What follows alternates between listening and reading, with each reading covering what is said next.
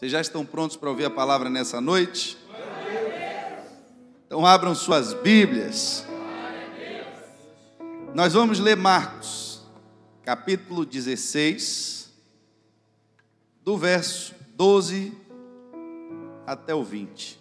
Marcos 16, do 12 ao 20. Mandar aqui também meu abraço para as pessoas que estão em casa. Lhe pedir que esteja conosco durante esse período. Sei que muitos gostariam de estar aqui nessa noite participando da Santa Ceia.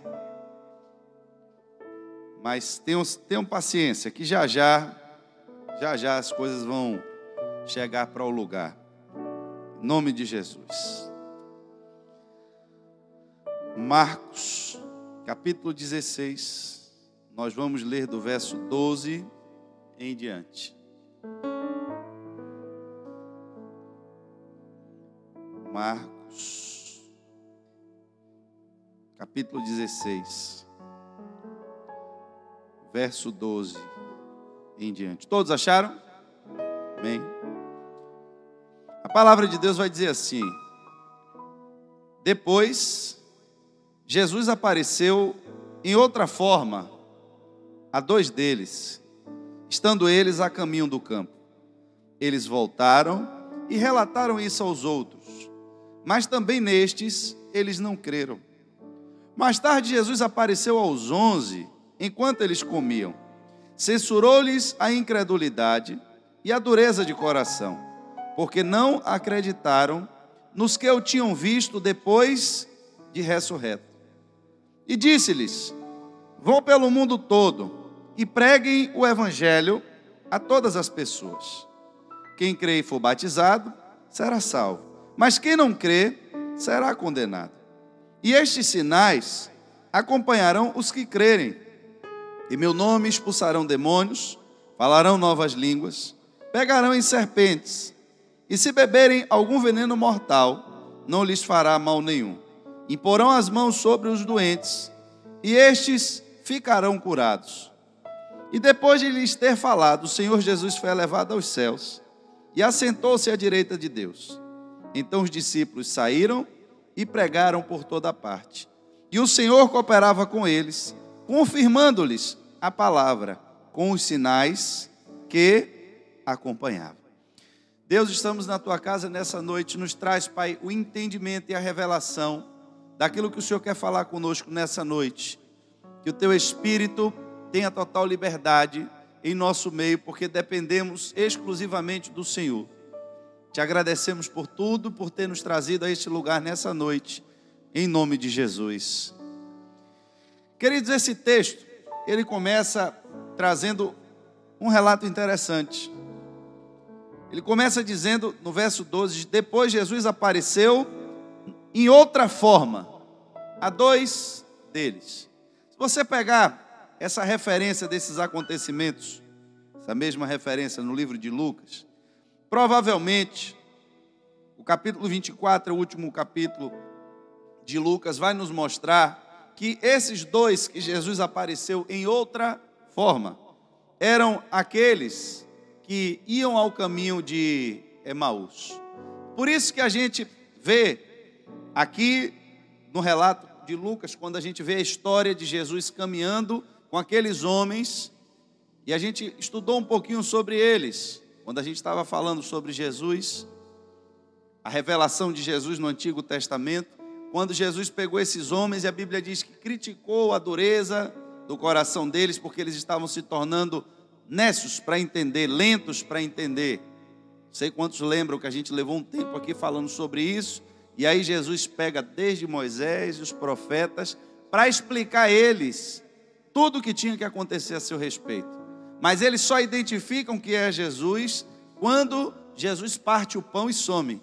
Aí eles dizem: porventura não ardia o nosso coração enquanto ele falava conosco?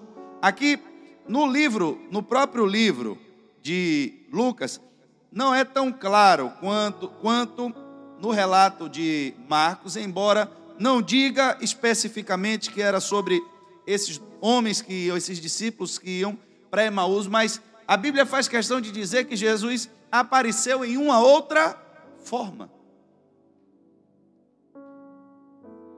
Jesus apareceu em uma outra forma. Dê um pause nisso aqui, porque é sobre isso que a gente vai continuar depois, mas eu quero que você entenda o ministério de Jesus. Entenda que hoje, se aparecesse alguém em Feira de Santana, em Alagoinhas, e fizesse algum sinal extraordinário, repentinamente, talvez nos 4 cantos do Brasil, a foto ou o vídeo daquela pessoa já estivesse instantaneamente circulando, porque os meios de comunicação que nós temos hoje à nossa disposição nos permitem compartilhar essas coisas em uma velocidade muito grande. Mas você precisa lembrar que no tempo de Jesus, nem energia elétrica nós tínhamos. No tempo de Jesus, nós não tínhamos carros movidos a combustíveis. Eu não sei se no tempo de Jesus nós tínhamos bicicleta. Eu acredito que não. Porque a gente não vê nenhum relato na Bíblia a respeito dessa bicicleta. Não sei quando foi inventada a bicicleta. Mas o que eu quero dizer a vocês é que as notícias naquele tempo, elas demoravam a circular. E o ministério de Jesus, ele não começou, seu primeiro milagre não foi em Jerusalém, na capital do império. Jesus começa fazendo o seu primeiro milagre com os seus discípulos nas bodas de Caná. Da onde é que ficava? Galileia. Observe a visão que a Bíblia nos mostra do que era a Galileia naquele tempo. Era um lugar onde nada de bom vinha de lá. Será que na capital a gente não tem coisas mais interessantes, que vai vir alguma coisa que preste da Galileia? Mas foi exatamente ali aonde Jesus começou chamando os seus primeiros discípulos. Foi exatamente ali aonde Jesus começou fazendo sinais, prodígios. E com o tempo, lembre que todo o ministério de Jesus levou 3 anos. Então, as pessoas, com o passar do tempo, nas suas viagens, iam levando a notícia. Apareceu um homem aí. É um rapaz novo, jovem, de 30 anos. E ele está fazendo coisas que a gente não estava acostumado mais a ver. A gente ouvia esses relatos, quando a gente via as histórias de Elias, quando a gente via as histórias de Moisés, a gente ouvia falar nesses relatos. Mas parece que, aliado àquele que está vestido de camelo e comendo gafanhoto, batizando os outros no deserto, parece que surgiu um agora que a gente ouviu dizer que cura até cego de nascença. Aí começa um burburinho. Quem é esse homem? O que é que ele faz? E aí a Bíblia diz que começou um alvoroço agora das pessoas querendo conhecer quem era Jesus. Ao ponto de quando ele passava nas cidades, você vê no relato de Zaqueu, a Bíblia diz que uma grande multidão seguia, e Zaqueu, só para conhecer quem era esse homem, teve que subir numa figueira, só para conhecer, só para ver quem era. A fama dele começou a correr. As pessoas começaram a querer saber quem ele era. Ao ponto de ele ser oprimido ali pelas pessoas e perguntarem: vem cá, quem é o senhor? Quem o senhor é? O senhor é Elias? O senhor... Ele aí começa e pergunta: não, quem vocês dizem que eu sou?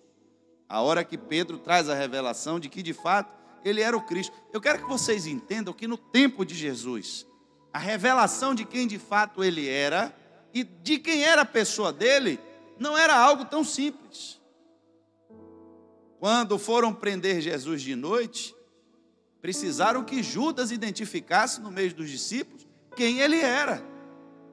Quem é esse Jesus? Quem é o Jesus no meio daquele povo ali?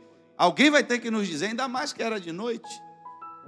Porque não era uma figura tão conhecida e um rosto que se destacasse tanto em relação aos outros.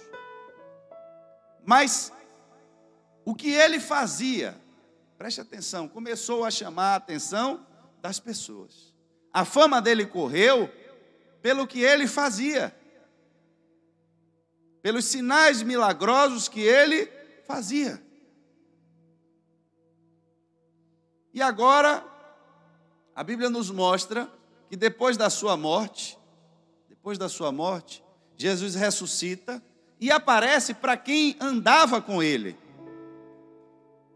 Mas quem andava com ele não reconheceu, porque ele apareceu de uma outra forma. Apareceu de uma outra forma. E, embora aqui no livro de Marcos não vai dizer, mas você vai ver lá em Lucas, que só depois que eles ouviram a palavra ministrada por Jesus e viram ele desaparecer, é que eles reconheceram quem ele era. Depois Jesus aparece, aí vai continuar. Apareceu aos 11 e censurou-lhes a incredulidade também, porque não acreditaram que o tinham visto depois de ressurreto. Presta atenção. Havia uma expectativa, como eu disse a vocês, todo mundo queria conhecer Jesus. Se a gente estivesse falando dos soldados, se a gente estivesse falando dos romanos, se a gente estivesse falando das pessoas que frequentavam o templo, talvez fosse normal, alguém que você viu uma vez. Às vezes eu trago o pastor para pregar aqui, amigo meu. Você pode passar na rua, encontrar aquele pastor, passar por ele e não lembrar dele, não reconhecer ele. Mas um pastor que ficou 1 ano, 2 anos dentro da sua igreja, 3 anos, é impossível. Até de costas, muitas vezes, ele passando, você reconhece. E aí a gente vê que havia agora uma dificuldade dos discípulos reconhecerem quem ele era, por causa da certeza que eles tiveram da sua morte. Morreu. Jesus morreu. Eles viram Jesus morto. Viram Jesus sendo açoitado. Como acreditar agora que ele está vivo, se de início ele já apareceu de uma outra forma? Aí a Bíblia diz que agora ele se revela diretamente aos discípulos para que não tivessem dúvidas de que ele de fato estava vivo, porque a expectativa que ele tinha é que os discípulos estivessem procurando ele. Preste atenção, irmãos. A expectativa que Jesus tinha é que os discípulos tivessem crido na palavra dele. A dificuldade de achar ele e de encontrar é porque tinham visto ele morrer. Mas ele tinha dito que ia ressuscitar. Mas alguém estava esperando, procurando. Às vezes você está na rua, está esperando alguém, e você sabe com que carro a pessoa vem. Todo carro que passa, você está atento, está olhando. Mas quando você está esperando alguém que você não conhece o carro, você fica mais angustiado ainda, porque todo carro que passa, você acha que é a pessoa. Devia ser o contrário, né? Já que eu não sei, eu vou descansar. Não, quando eu estou esperando alguém, eu fico olhando carro por carro que passa. Será que é aquele? Será que é aquele? Se eu ver uma pessoa dentro do carro parecida, eu digo, aí já é aquela pessoa ali. Porque eu estou procurando. Mas às vezes eu estou andando na rua distraído, algum conhecido passa por mim e eu nem vejo, porque eu não estou procurando ninguém. Jesus disse, eu vou ressuscitar. Olhe, Jesus veio em uma caminhada, fazendo sinais, fazendo maravilhas. Aí, Jesus morre, aparece para os discípulos. Primeiro aparece em uma outra forma.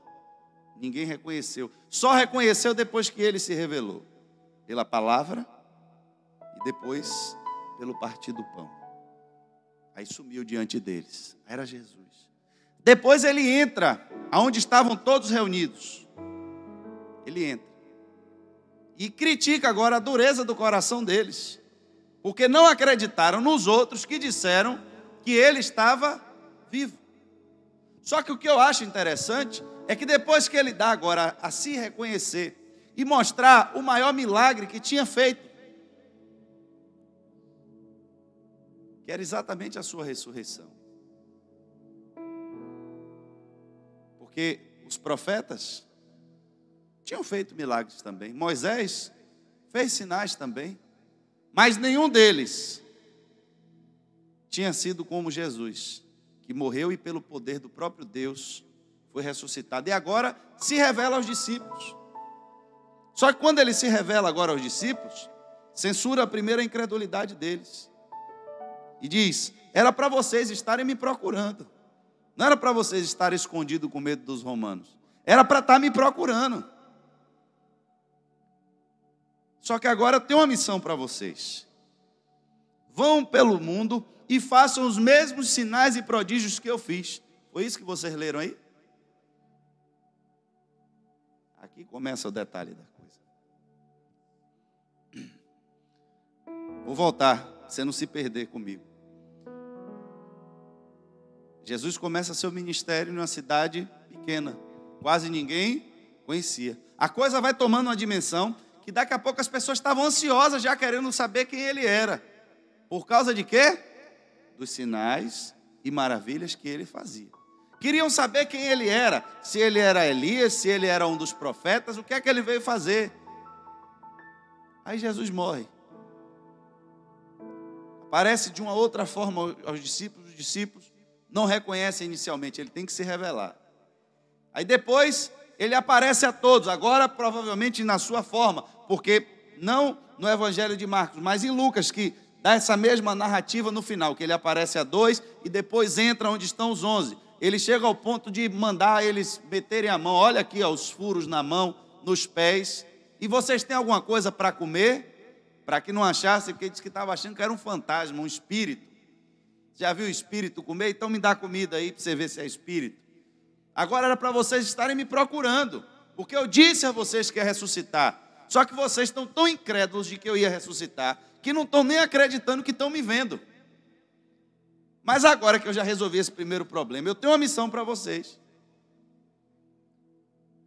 A missão não é ir fazer sinais e prodígios. A missão não é ir e fazer campanhas de curas e de milagres. A missão não foi essa. A missão foi: ide por todo o mundo e preguem o evangelho a todas as pessoas. Essa é a missão que foi dada para a igreja. Irmãos, evangelho. Dentro dessa história que eu narrei já para você 2 vezes, para você não se perder comigo, porque eu quero que você volte para um outro ponto. Geralmente quando você vai em um espetáculo, em um teatro, em um show de mágica, geralmente a pessoa guarda o truque mais difícil para o final. Jesus, ele vinha fazendo sinais, prodígios, maravilhas, e no seu último momento, com seus discípulos, ele poderia ter guardado aquela transfiguração. Já pensou?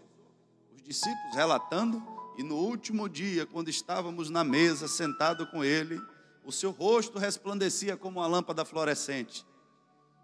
Porque foi isso que eles viram. Só que na época não tinha lâmpada fluorescente, então brilhava como se fosse o sol.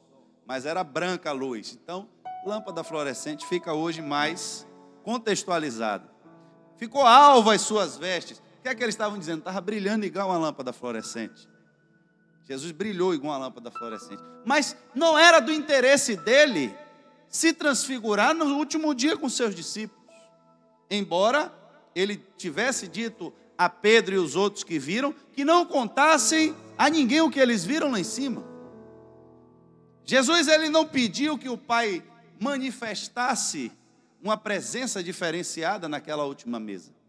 Naquele último momento, naquele último minuto dele aqui na terra. Ele não mandou fazer filas de cegos, aleijados e mancos para curar todos apenas com uma passada de paletó. E se a gente não entender isso, irmãos, a gente começa a se apegar à religiosidade e à estrutura da igreja e perde o foco de Jesus. Perde o foco da pessoa dele.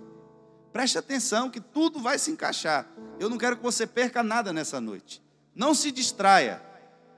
Porque nós estamos agora na mesa da ceia. É o último momento dele. Os discípulos prepararam a ceia judaica. Eles comeram o cordeiro, comeram as ervas amargas. Irmão Pimenta já sabe isso aí de cor. Com muita excelência, todo ano tem representado a Páscoa judaica. Enquanto eu for pastor e tiver a oportunidade, uma equipe de teatro dessa de excelência, pretendo fazer todo ano, porque aquilo é um espetáculo lindo. Tivemos esse ano a oportunidade de celebrar ali na sede, foi um negócio fantástico. Termina a ceia, é a hora do do momento final. Qual foi o milagre final que Jesus guardou para fazer? Qual foi a marca que ele queria deixar agora, no final, para seus discípulos carregarem para o resto da vida? Presta atenção. Eu vou voltar lá para frente e a gente volta para cá de novo. Não quero que você se perca. Ele está agora com os discípulos, já depois de ressuscitado. E está criticando eles: meu irmão, por que vocês não estavam me procurando? Eu não disse a vocês que eu ia ressuscitar? Eu não disse a vocês que no terceiro dia eu não ia ficar debaixo da terra? Era para vocês estarem na rua me procurando. Mas eu estou aparecendo, e se eu não for tão explícito, vocês ainda ficam achando que eu tenho um cara de fantasma? Porque eu tenho uma missão para vocês. Não é fazer milagre, não é para ficar se transfigurando no meio da rua, não é para ficar brilhando no meio de palco. Eu quero que vocês preguem o evangelho. Se ele estava falando com os discípulos do evangelho, é porque os discípulos já sabiam qual era o evangelho, já sabiam quais eram as boas, e essas boas novas só foram anunciadas no último ato da ceia, porque o melhor ele deixou para o final. Não foi algo transubstancial. O discípulo passou a faca no pão e saiu o sangue. Não, irmãos. Pegou o pão na mão e quebrou. Pão. E não deixou de ser pão na mão dele, não, era pão mesmo. Pegou o vinho, e o vinho não ficou com gosto de sangue, era vinho mesmo. Mas ali agora, ele anuncia o evangelho.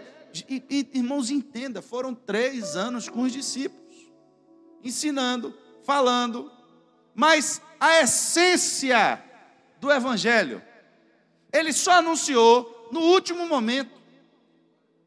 Ele vinha falando, ia dando pinceladas. Olha, quem não comer minha carne, quem não beber o meu sangue. E aí os homens ficaram tudo atribulados e queria pegar ele, e ele se esconde, e depois manda Pedro embora, e Pedro não quer ir porque entendeu que era a vida eterna. Mas ele não tinha sido tão explícito. Mas naquele último momento, ele quebra ali o pão e diz: olha, esse é o meu corpo, que vai ser partido por vós. Esse é o meu sangue, que vai ser derramado por vós. E eu vou pedir uma coisa a vocês: façam isso em memória de mim, até que eu volte. Jesus agora aparece. Jesus não criticou os discípulos porque não estavam celebrando Páscoa. Cadê o vinho? Cadê o pão? Por que vocês não estão lembrando de mim? Não. Jesus estava preocupado porque a presença dele, era a presença dele que estava ali, e eles estavam tendo dificuldade de compreender a presença dele. Porque nem sempre a presença dele vai vir da mesma forma, mas não perde a sua essência. A essência da palavra, da presença dele é a mesma. Às vezes somos nós que estamos nos tornando lentos, porque não estamos mais com nenhuma expectativa de que Jesus está vivo. Por quê, irmãos? Porque corremos um sério risco. Porque todos aqueles que correram atrás de Jesus para ver sinais e maravilhas, Jesus não fez nenhum milagre para satisfazer a curiosidade deles. Quando insistiram muito, ele disse: olha, o único sinal que vocês vão ver é o sinal do profeta Jonas. Assim como Jonas esteve morto. Porque tem gente que acha que na barriga do peixe tem uma casinha para alguém ficar dentro. Irmão, eu acho que quem pensa isso nunca tratou um peixe na vida. Porque se você soubesse, o bucho do peixe, ele é elástico. É um elástico. Quando o peixe não tem nada na barriga, o bucho do peixe parece uma bexiga vazia, uma bola de soprar vazia. É um negocinho comprido assim, ó, fininho, que não dá um dedo dentro. Agora ele está bem grosso. Quando ele engole um outro peixinho ou come um camarão, começa a esticar o bucho do peixe. Agora, se o peixe, a Bíblia diz que era peixe, e a característica do peixe é que o peixe respira debaixo d'água, não é isso? Para ser peixe, tem que respirar Dentro da água, senão não é peixe. Nem todo mundo que vive dentro do mar é peixe. Tem mamífero que vive dentro da água, mas não é peixe, porque respira fora d'água. Mas quem respira dentro d'água é peixe. E dentro da barriga do peixe, meu irmão, não tem oxigênio para ninguém respirar. Jonas não entrou no pulmão do peixe. Peixe não se alimenta botando Jonas dentro do pulmão. Jonas entrou, foi no estômago do peixe. O estômago, se já tinha alguma coisa dentro lá, juntou com Jonas e terminou de espremer. Num lugar escuro, sem oxigênio, sem espaço e sem luz. Como é que Jonas ficou vivo 3 dias lá dentro? Jonas morreu, irmãos. Jonas estava morto. A Bíblia, ele mesmo diz na oração dele: do seio do inferno eu clamei a Deus e ele ouviu a minha oração. Aí Jesus diz: o mesmo sinal que aconteceu com Jonas vai acontecer com o Filho do Homem. Mas se vocês estão esperando que eu faça milagre para satisfazer a vontade de vocês, vocês estão enganados. Ele preparou os discípulos naquele tempo para que os discípulos conhecessem quem ele era. Ele queria que os discípulos conhecessem o caráter dele, a integridade dele, a forma como ele lidava com os problemas, a forma como ele lidava com as situações, o temperamento dele, o equilíbrio emocional dele. Ele estava trabalhando na personalidade dos discípulos. Ele estava trabalhando no caráter dos discípulos, falando com eles a respeito dos mistérios do reino de Deus. Mas tinha uma mensagem especial que ele guardou para o final. E não foi, irmãos, nenhum grande milagre pirotécnico. Mas foi a maior prova de amor que ele deu aos seus discípulos. Eu amo tanto vocês, que esse pedaço de pão quebrado é o meu corpo que eu vou dar por vocês. Eu amo tanto vocês que vocês estão bebendo esse suco de uva, esse vinho, que vai simbolizar o meu sangue que é derramado por vocês. E talvez tenha sido um momento de muita emoção, de muita alegria, de muita euforia, que Pedro já sai dali disposto a dar a vida dele por Jesus. Porque não foi brincadeira aquele momento. O problema é depois do que você vê. Você vê agora aquele homem morrendo. Você vê a última gota de sangue dele pingando. Ele entregando o seu espírito a Deus. Como é que eu vou ficar agora esperando me encontrar de novo com alguém que eu vi morrer daquela forma? Talvez o nosso problema do nosso tempo não é o que nós vimos, mas é o que não vimos. Porque nós vemos o milagre, nós vemos os sinais, nós vemos as maravilhas, nós vemos a profecia. É o que vemos. Mas e a presença dele? Como é que eu identifico a presença de Jesus? Porque aí, irmãos, preste atenção, eu corro uma séria tentação. Uma séria tentação. Eu como igreja, eu como pastor, eu como membro, eu como servo, eu como qualquer coisa envolvida no reino, eu começo a correr um risco sério de querer mostrar que Jesus está vivo, não na sua essência, mas pelos sinais. E começo a correr atrás de sinais, começo a correr atrás dos milagres, e me esqueço que ele está vivo. Me esqueço que ele ressuscitou. E começo a me apegar aos movimentos. E começa a se criar vários ciclos de movimentos, vários ciclos de teologia, sendo que a teologia mais simples, mais básica, e a que Jesus ensinou e comissionou a sua igreja foi: vá e pregue o evangelho a toda criatura. Diga a eles o que aconteceu naquela noite, porque se vocês cumprirem o que eu pedi, um dia eles vão estar sentados num banco como esse e vão ver vocês partindo o pão. Eles vão ver você bebendo vinho. E você vai dizer a eles que isso aqui foi o meu corpo, que foi dado por eles. Que esse é o meu sangue, que foi dado pela vida dele. e que ele precisa se arrepender dos seus pecados, porque se não se arrepender, vai para o inferno. Aí agora, irmãos, preste atenção, ele começa a dizer que quando você fizer isso, quando a sua pauta for o evangelho da salvação, quando você estiver preocupado em cumprir o mandamento que foi dado por Deus, de anunciar o evangelho a toda criatura, aí agora ele vai dizer: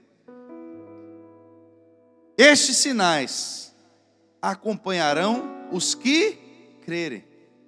Preste atenção, irmãos. Estes sinais não é para as pessoas crerem, mas os sinais é para seguir os que já creram. As pessoas queriam ver Jesus, preste atenção. Elas queriam ver aquele homem que estava fazendo sinais.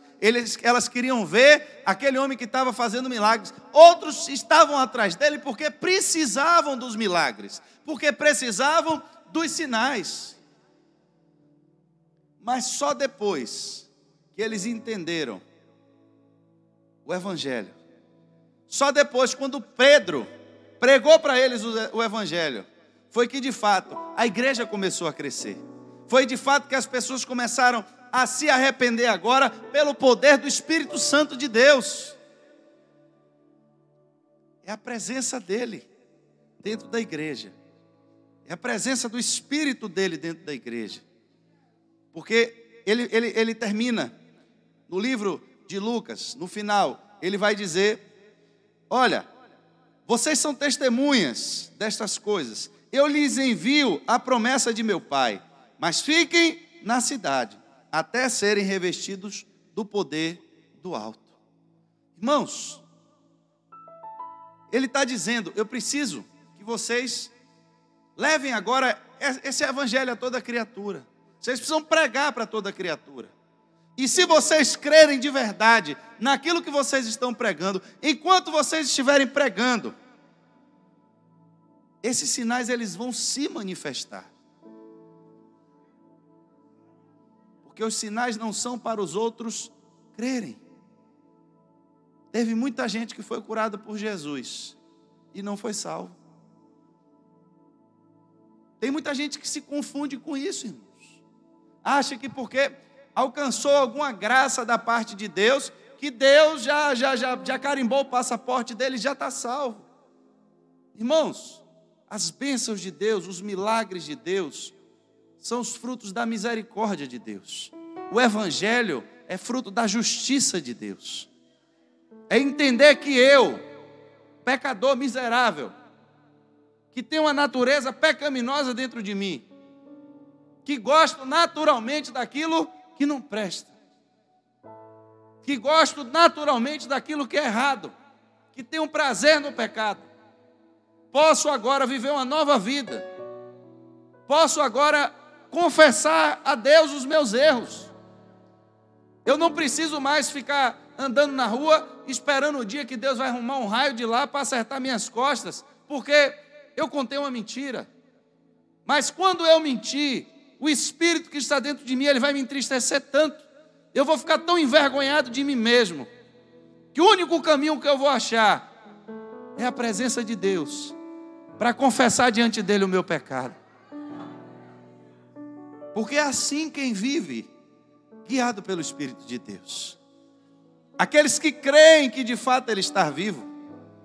Tem gente que continua buscando os sinais, buscando os milagres, e muitas vezes andam pulando de um lugar para o outro, até que um espírito de engano lhe pega pelo caminho, lhe dá uma palavra errada e acaba com sua vida, porque você está atrás de profeta e não está atrás de Deus, está atrás de alguém para lhe guiar, e você não está preocupado se você tem a sua comunhão com Ele. Jesus é a porta, irmãos, é Ele a única porta. Quem já encontrou a porta pode lhe pegar pela mão e lhe levar até a entrada, mas só quem decide se entra ou não é você. Nós contamos e compartilhamos as nossas experiências, Um vai dizer que antes de chegar na porta, tomou uma topada, quebrou o dedo, quebrou o pé, mas foi se arrastando e virou de lado e deu cambalhota e chegou e entrou. Outro irmão já vai dizer que quebrou um braço, que despencou de uma ribanceira e que quase era comido pelo jacaré, mas que entrou. É assim que é o Evangelho, cada um contando a sua experiência de como conheceu Jesus, do que ele fez na sua vida, do que ele ainda está fazendo. Mas eu não posso pegar você no colo e atravessar com você na porta, porque a porta é estreita, irmãos, e para um passar já dá muito trabalho. Não dá para ninguém passar carregando ninguém. Eu vou fazer amizade com o Nilson. Vou fazer amizade com o Nilson. Nilson é pentecostal. O pessoal do louvor disse que Nilson subiu aqui quarta-feira parecendo testemunha do Apocalipse. Ele e o irmão Estênio, não foi? Diz que era as duas testemunhas do Apocalipse. Esse pessoal do louvor, sua graça. Isso é coisa de baterista, não foi não? Ih, rapaz. Marco ali já... Depois o irmão Estênio lhe acerta. Só a sorte que ele não está na lista de domingo. Mas, irmãos, a gente pensa assim: eu vou fazer uma amizade com o Nilson, porque aí, meu irmão, se o bicho pegar para o meu lado, Nilson vai fazer uma oração forte pela minha vida. Precisamos, irmãos, eu tenho me esforçado nesses últimos dias para trazer uma convicção para a igreja, de que de fato Jesus ele não é uma religião. Jesus ele não é um dogma. Vai chegando véspera de Santa Ceia, vocês não têm ideia do tanto de mensagem que eu recebo de pessoas que se sentem incrédulos porque não podem vir participar da ceia. Irmãos, presta atenção, a ceia é uma memória. Isso aqui que acontece aqui foi algo que Jesus pediu que fizéssemos em memória dele.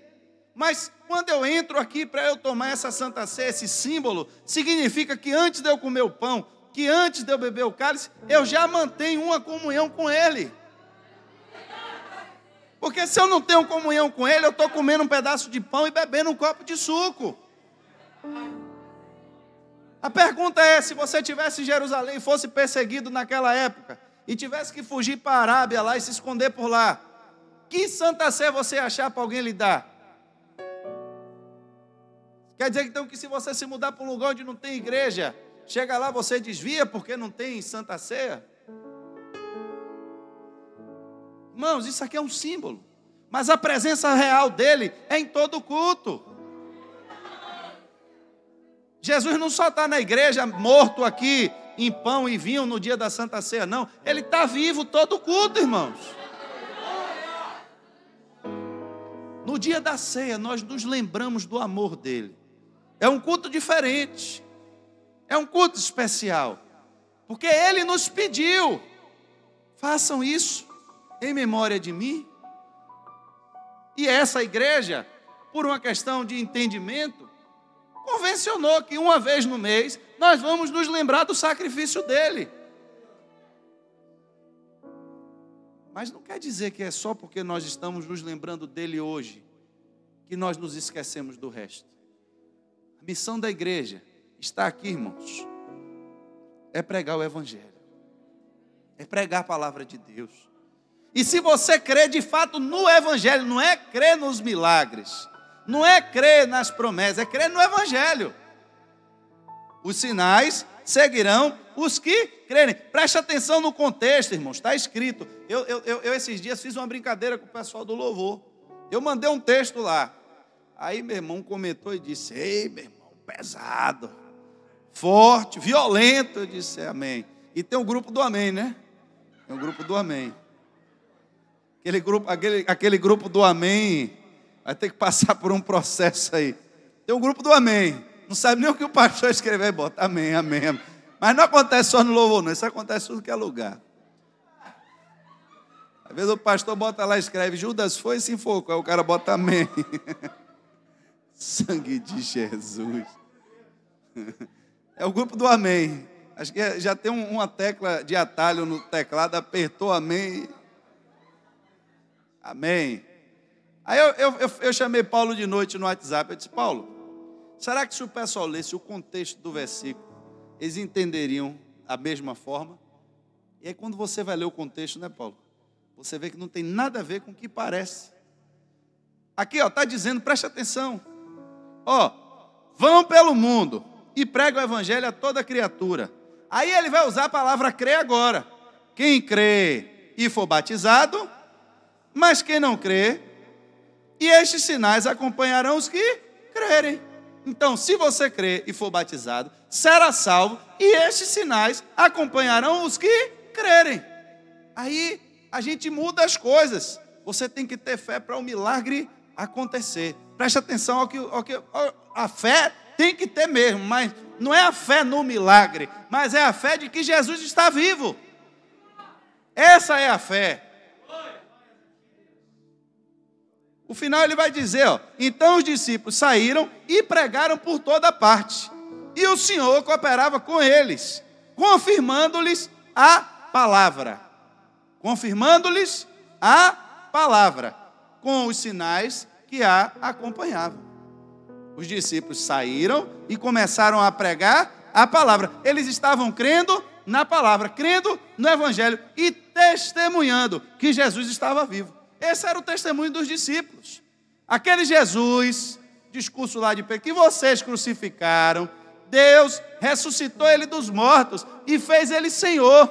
Só que ele não está vindo para se vingar de vocês, não. Ele está querendo que vocês agora se arrependam, sejam batizados e sejam salvos.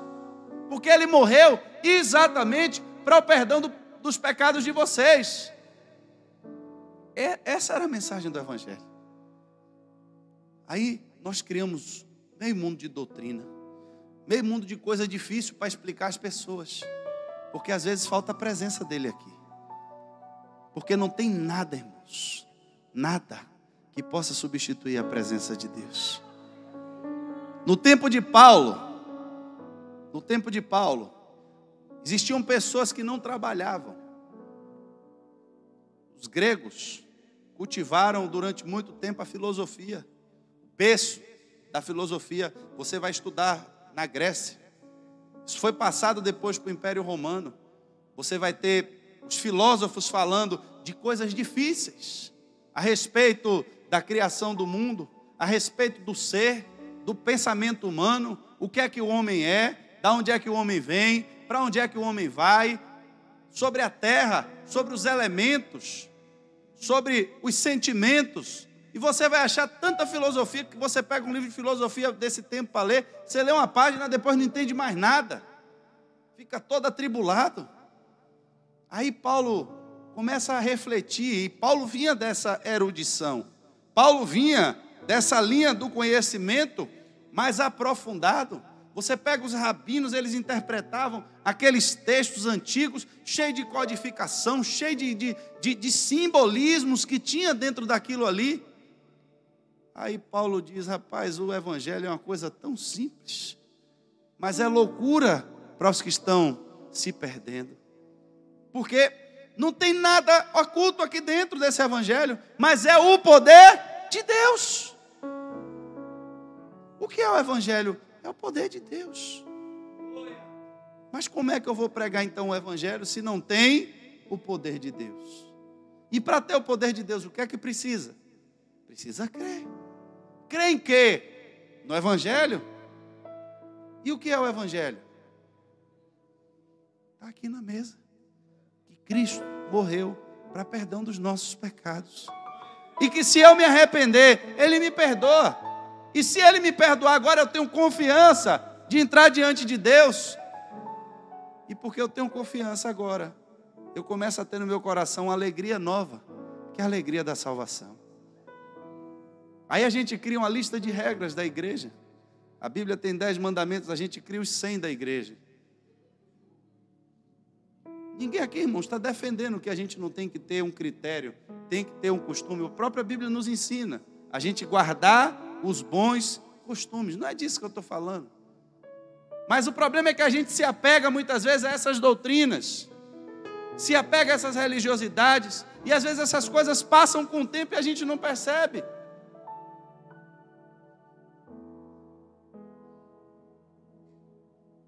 E a gente vai pregando, E a gente vai fazendo estudo, e a gente vai fazendo texto, e a gente vai lendo mais Bíblia, e a gente vai criando dificuldades aonde não tem, para justificar a falta da presença de Deus. E às vezes não é porque Ele não está presente. Às vezes é porque Ele está aparecendo de uma outra forma. E eu não consigo ver. Eu não consigo sentir. Porque eu criei na minha cabeça um estereótipo. Eu criei na minha cabeça a forma como Ele deve vir. Eu estou esperando aparecer um Jesus de cabelo loiro, nos ombros, magro, alto, de olhos azuis, com a barba meio ruiva, porque foi assim que eu vi no filme a vida inteira. Talvez alguém parecido com Mel Gibson.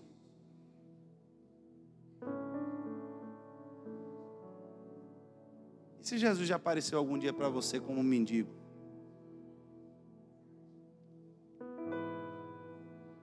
A forma como Ele vai aparecer, não cabe a gente decidir. A diferença é que eu tenho que estar esperando a volta do Senhor. Porque a Bíblia diz que Ele viria como ladrão. E o ladrão, irmãos, ele tem uma característica. Geralmente quando ele pega a vítima fica mais atordoada pelo susto do que pela ação dele em si. É o elemento chamado de elemento surpresa. Ele vai escolher geralmente o momento que todo mundo está distraído. Você vê às vezes como o cara entra no ônibus, né? Ele entra como quem não quer nada, às vezes paga até a passagem. Paga a passagem. Bota 50 contos, 100 conto ali na mão do cobrador, até para ver se ele vai puxar o dinheiro que está escondido debaixo da gaveta. Fica como quem não quer nada. Na hora que a coisa está mais ou menos calma, aí ele toca o terror lá dentro, né? E aí começa a gritar e faz aquele estardalhaço, aquela confusão, aí todo mundo começa a entrar em pânico e desespero. Porque ninguém sabe a hora e nem o dia que ele vai vir. Porque se você soubesse o ônibus que ia ser assaltado, você não ia pegar. Se você soubesse o horário que o ladrão estava na esquina, você não ia passar. Aí ele diz, então tem que vigiar.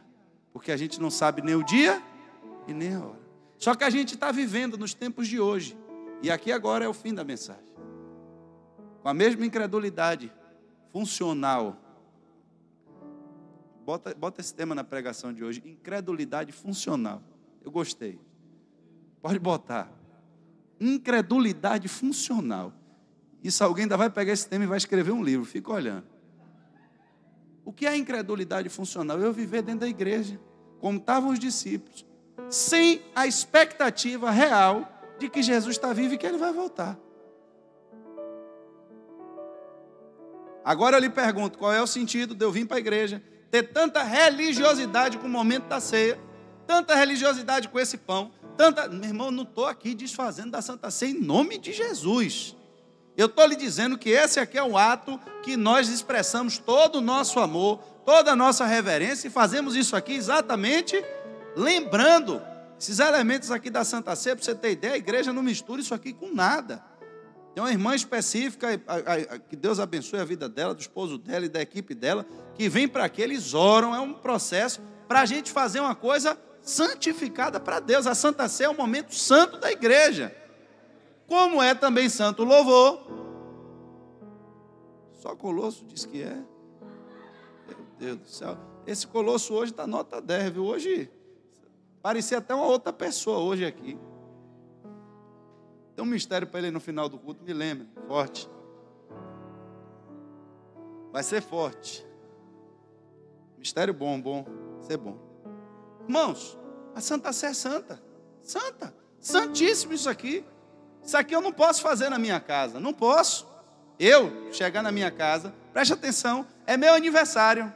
Aí você vai para o aniversário do pastor, chega lá e diz, olha, é meu aniversário, nós vamos celebrar a ceia aqui. Aí eu dou pão para um, dou vinho para outro. Pode fazer isso, irmãos? Qualquer um entende que eu estou quebrando a santidade desse momento, não é isso? Isso aqui é uma coisa que só se faz em culto. Na minha festa, eu posso lhe dar Coca-Cola, eu posso lhe dar coxinha, eu posso dar quibe, posso até te servir suco de uva e pãozinho delícia. Mas você entende que o formato que é servido lá não é o mesmo aqui. Você está entendendo? Está entendendo? Esse formato aqui é santo. Você não faz isso em outro lugar. Isso aqui não é para ser feito em qualquer lugar. Não é para ser feito de qualquer forma. E eu estou querendo trazer a santificação que há na ceia para o momento do louvor, para o momento da palavra, para os obreiros que servem com excelência na casa de Deus. Vocês já repararam que o obreiro, no dia que ele vem servir, ele vem com uma roupa diferente? Ele vem com a roupa santa. A roupa do obreiro que serve é santa, irmãos, porque é separada. Se você olhar aqui dentro da igreja, você tem dificuldade de achar um obreiro santo aqui dentro? Significa que ele foi separado. O sacerdote, quando ia servir, ele tinha estola sacerdotal, que ele vestia como símbolo da separação, da santificação dele naquele dia para o serviço a Deus. Tudo isso é santo. Então você que é obreiro, no dia que estiver com sua farda passando e lavando, você já sabe. Compra agora amaciante ola para lavar sua roupa. Pendure na sombra.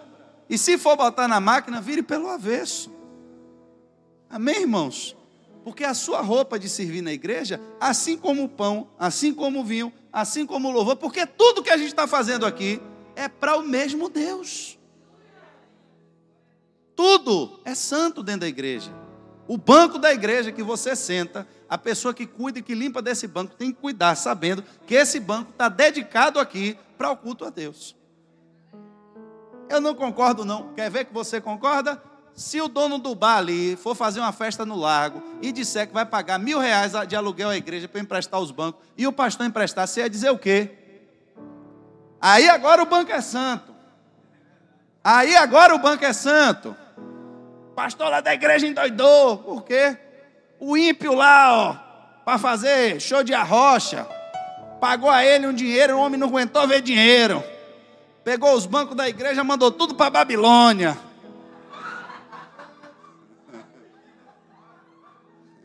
Para Belsazar tomar vinho. Ia dizer ou não ia? Aí agora o banco é santo. Mas na hora de colar chiclete no banco, o banco não é santo.